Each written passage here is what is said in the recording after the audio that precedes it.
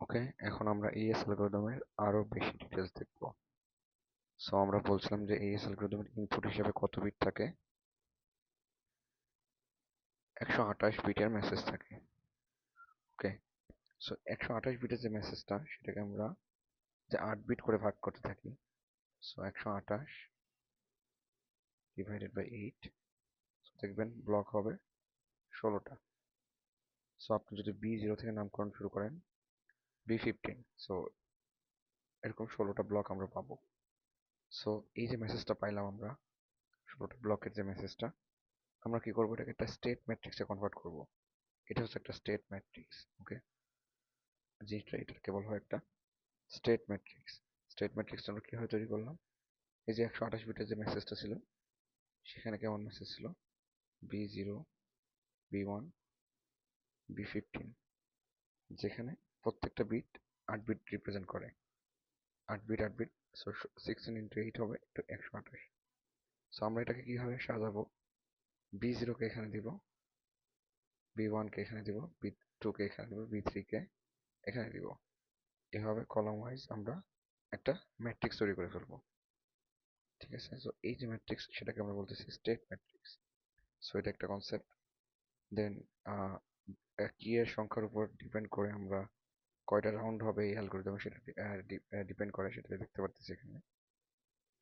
ওকে, next আমরা যদি যাই, দেখতে পারবো হচ্ছে AES এর একটা নকশা আর কি, ব্লু প্রিন্ট। সো দেখেন AES এ 128 বিটের একটা প্লেন টেক্সট ঢুকে। সো সবার প্রথমে একটা প্রি রাউন্ড হয়, এটাকে বলা হয় ইনিশিয়াল রাউন্ড বা প্রি রাউন্ড, মানে রাউন্ডের আগের রাউন্ড।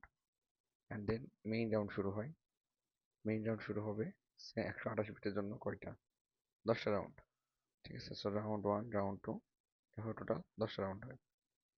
সো এটা দেখেন, আমরা এটাকে এভাবে ভাগ করতে পারি। প্রথমটাকে বলা হয় ইনিশিয়াল রাউন্ড, মাঝখানে মেইন রাউন্ড থাকে হচ্ছে 1, 2, NR-1।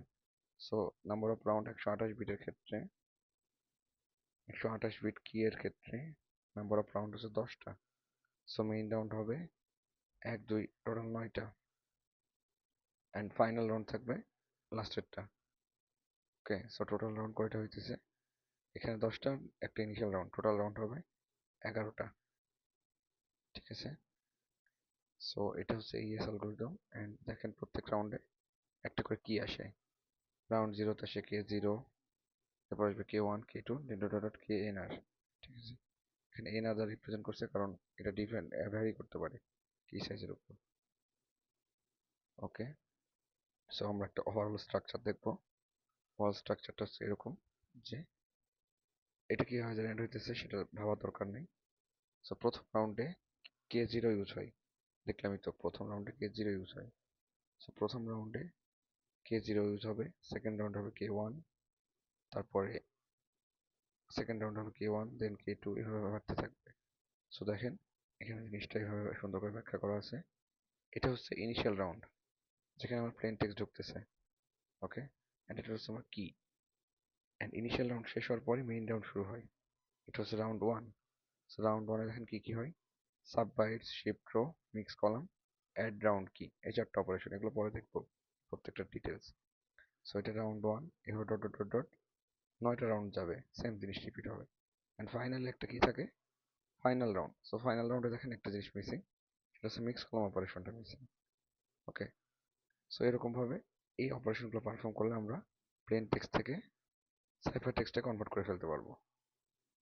অ্যান্ড রিভার্সটা অ্যাপ্লিকেবল ডিসাইফারমেন্টের জন্য।